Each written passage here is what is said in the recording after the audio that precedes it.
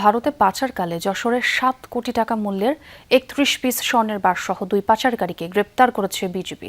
শুক্রবার রাতে যশোর নড়াইল মহাসড়কের যশোর ব্যাটালিয়ন ৪৯ বিজিবির ১ নম্বর গেটের সামনে অভিযান চালিয়ে তাদেরকে গ্রেপ্তার করা হয়। বিজিবি জানায়, গ্রেপ্তারকৃতরা ঢাকার ধুলাইপাড় এলাকার চোরা কারবাইদের কাছ থেকে স্বর্ণের বারগুলো সংগ্রহ করে যশোর হয়ে ভারতে পাচারের উদ্দেশ্যে নিয়ে যাচ্ছিল।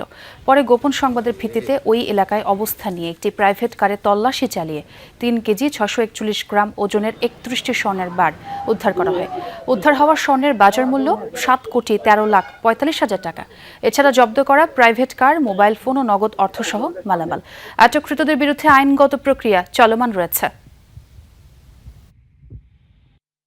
স্বর্ণের বার, প্রাইভেট কার এবং অন্যান্য জব্দকৃত মালামালের মোট মূল্য গিয়ে দাঁড়ায় 7,68,36,210 টাকা।